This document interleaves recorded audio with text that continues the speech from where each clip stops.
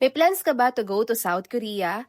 If yes, you have to secure first a Korean visa. So save this video and i-guide kita step by step kung paano mag-apply ng Korean visa dito sa Philippines. But before that, quick plug lang, if mabubook kayo ng hotels, activities, tours, or anything on Klook, you can use my Klook code, KatiPKlook, para magkaroon kayo ng discounts. Now, let's move on sa video. First things first, ano nga ba yung mga requirements na sinubmit namin?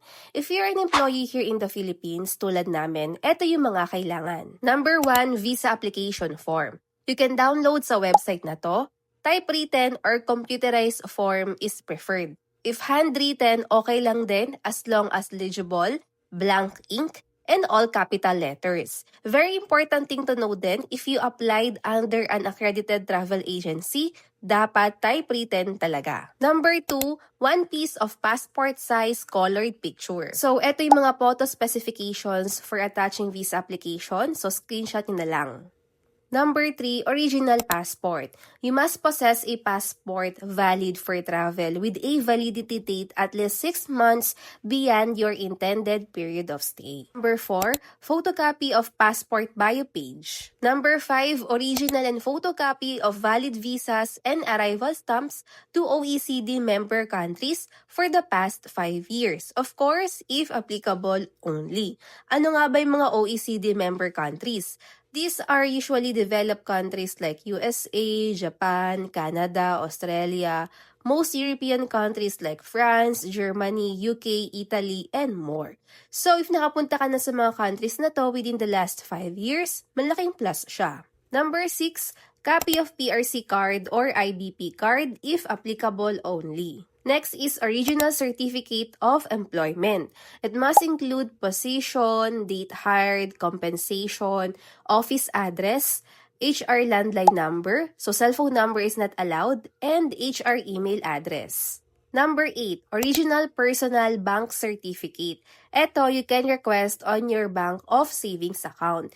Dapat kasama dito yung account name, account number, account type, current balance, account opening date, and 6 months average daily balance or ADB. Next is bank statement. It should be original or certified true copy. And last but not the least, photocopy of ITR or Form 2316. So, sa processing fee naman, it costs 900 pesos. So, very important thing to know, cash payment only sa Korean Visa Application Center. So, make sure may dala kayong cash. Now, if complete na yung mga requirements nyo, saan nga ba kayo mag-a-apply? You can go directly to the Korean Visa Application Center or KVAC.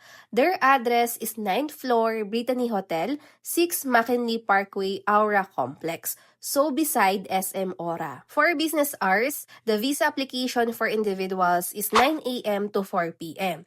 Pwede rin naman kayo mag-apply sa mga accredited travel agency, pero as far as I know, mas matagal yung processing. So, mas okay talaga kung direct na kayo sa KVAC. Punta naman tayo sa actual application process. Pagdating nyo sa 9th floor, sa reception area, ipapakita nyo lang yung requirements. So, i-check nila doon kung complete or may kulang. If may need i-print, don't worry dahil may printing area mismo sa reception. Once okay na, bibigyan nila kayo ng queue number. Sa waiting area, may malalaking monitors kung saan makikita nyo kung number nyo na. And i-announce din naman nila. Sa bandang likuran naman, kung hindi pa kayo nakapagdikit ng picture nyo sa application form, ayan, may pandikit din sila dito.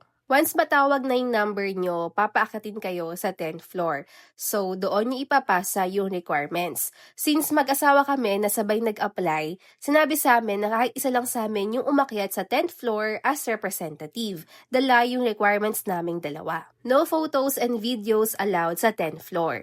I-review nila ulit doon yung documents to double-check kung complete na talaga. If okay na lahat, papabayarin na kayo sa cashier. Again, cash payment only. After payment, babalik kayo sa staff na nag-assist sa 10th floor and bibigyan kayo ng official receipt. And that's it. Tapos na ang submission. Sa processing time naman, for short-term visa is 16 working days. Maghihintay lang kayo ng SMS notification. Pwede nyo nang i-pick up yung passport the next working day after receiving the text. Sa pick-up schedule, Monday to Friday, 1 p.m. to 5 p.m. Just bring your valid ID and original receipt na binigay during submission pag pipick upin nyo na yung passport nyo. Habang naghihintay ng text, pwede nyo ring i-check yung visa application status nyo online. Just go to this website, click Inquiry or Issue, choose Check and Print Progress Status, then under Type of Application, choose Diplomatic Office, then fill out all the required details. Additional note nga pala, sa visa application, nag-offer din sila ng premium lounge option. So, benefits nito is you can skip the line for submission and collection and complimentary coffee and snacks. You can reserve online or walk-in. You can reserve through this website, then choose preferred date and time, and wait for confirmation call from KVAC. Premium lounge fee is 2,000 pesos. Excluded pa dito yung visa processing fee na 900 pesos. So in total, 2,900 pesos. And that's it. I hope nakatulong yung video na to. Kaya kulayan mo na ang gala nyo to South Korea and approval last to everyone. Again, if mabubukay ng hotels, activities, tours, or anything sa Klook, you can use my Klook code KatiPKlook for discounts. Thank you so much for watching and see you in my next vlog. Ayun lang, babush!